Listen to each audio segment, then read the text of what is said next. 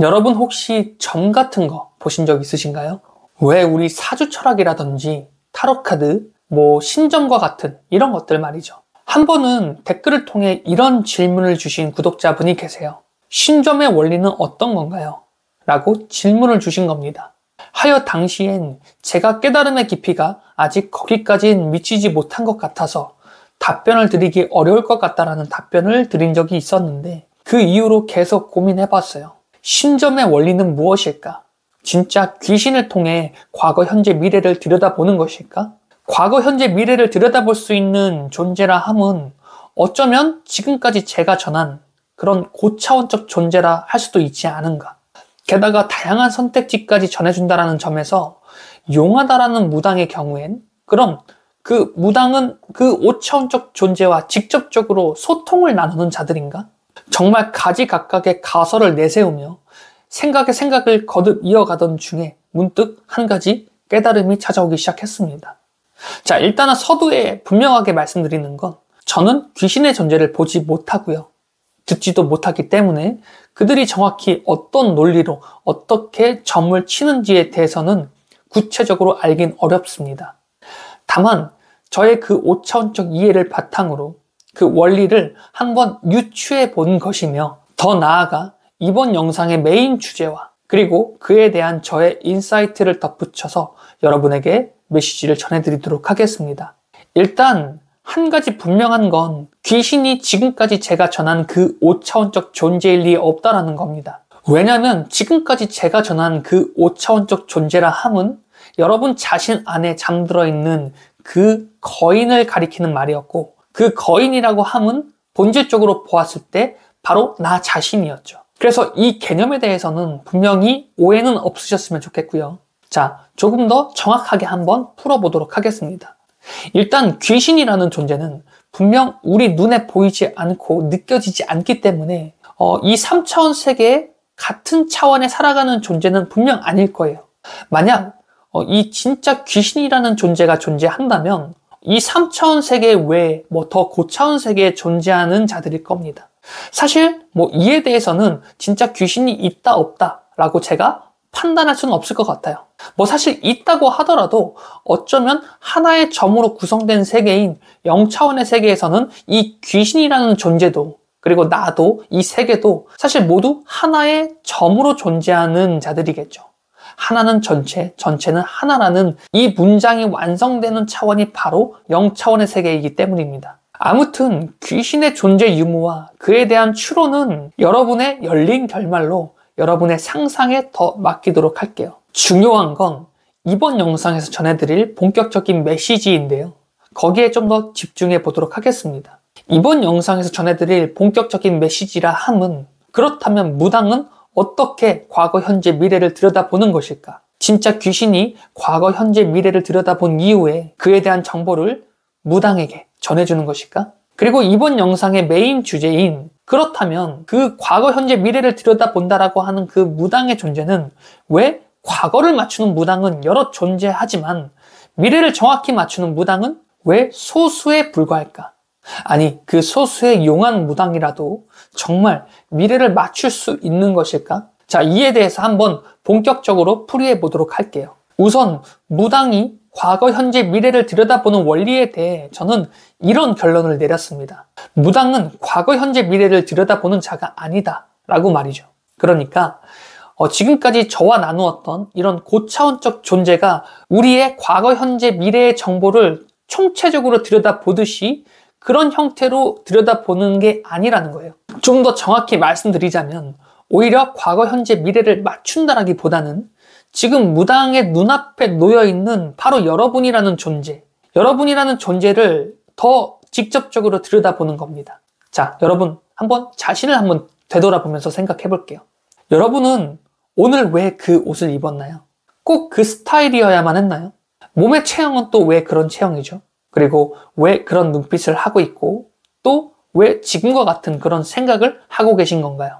자, 이에 대한 모든 것에 공통적인 한 가지, 공통점 한 가지가 존재해요. 바로 이 모든 것들은 과거 여러분의 경험을 통해 하나씩 쌓여서 도출된 결과값이라는 겁니다. 너무나도 당연한 말이겠지만 과거의 모습이 현재에 반영되어 현재의 나라는 존재가 완성되게 되었다는 거예요. 모든 인과관계가 쌓이고 쌓여서 여러분의 가치관을 만들었고 여러분의 그러한 가치관이 여러분 눈빛에 담겨 있을 것이며 그 눈빛을 통해 궁극적으로는 여러분의 인상을 만들었을 겁니다. 그리고 여러분은 자신의 가치관을 표현하며 세상을 살아가는데 그중 하나로 여러분의 옷차림 역시 여러분의 가치관이 표현된 결과물일 거예요. 게다가 말투, 몸동작, 제스처 등 많은 것들이 여러분이라는 존재의 정보가 되어서 여러분의 과거를 유추해보며 들여다볼 수 있게 되는 힌트를 전해주게 되죠. 그리고 무당은 여러분에게 질문을 합니다. 사실 수많은 사람들을 상대하다 보면 그 자리에서 나올 만한 질문은 사실 몇 가지로 압축 요약될 거예요. 그리고 그 질문이 나오기까지의 과정 역시 몇 가지로 압축 요약될 겁니다.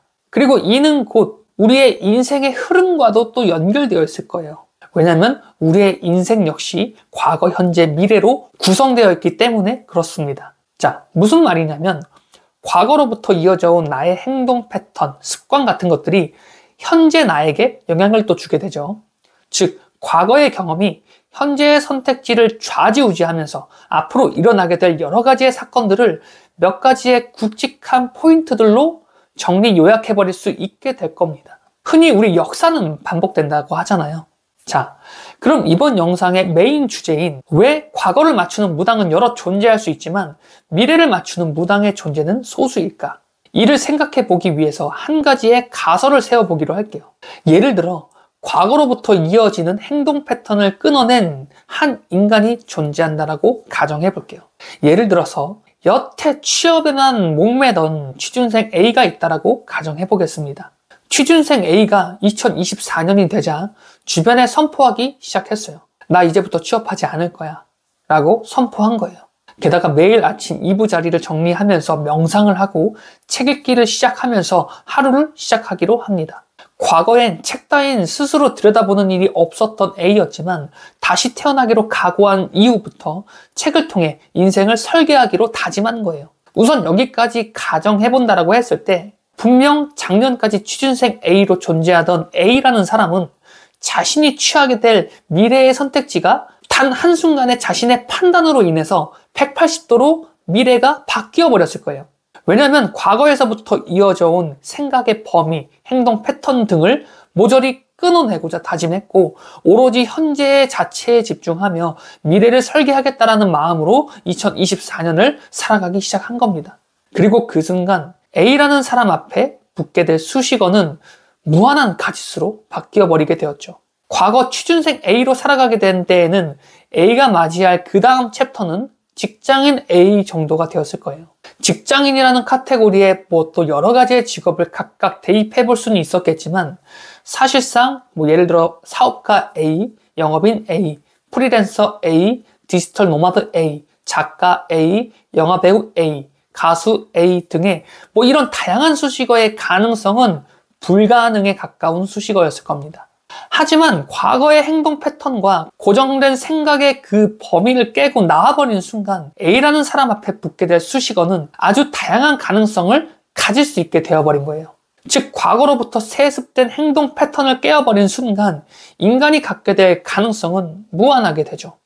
왜냐하면 3차원 세계를 자각하는 우리 인간에게 미래는 아직 일어나지 않은 가능성의 세계이기 때문에 그렇습니다. 그래서 아무리 용한 무당이라도 미래를 맞출 수 없다는 게 저의 결론이에요. 물론 지금 현재 나의 상태에서 정답에 가깝게 그렇게 접근해 볼 수는 있겠죠.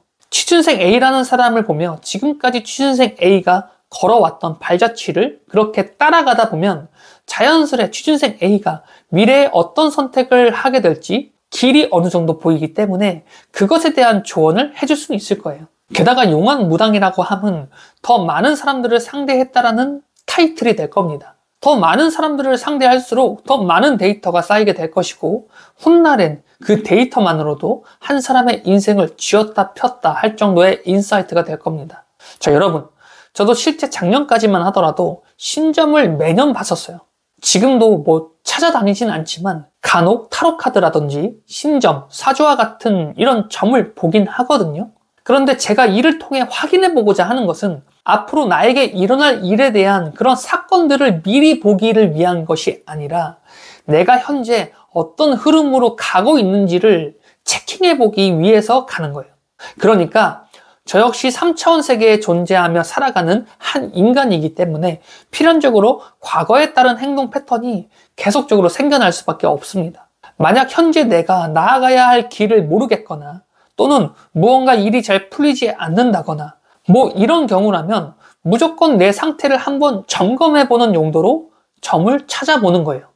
내가 잘못 생각한 건 없는지, 스스로 또 교만에 사로잡힌 건 아닌지, 나 스스로를 객관화하고자 점을 이용하는 것이에요. 계속해서 쌓여가는 자의식을 지속적으로 해체하고 나 자체를 객관적으로 바라봄으로써 나의 중심을 지켜가고자 하는 것입니다. 그런데 간혹 이러한 점에 빠지시는 분들이 계시거든요.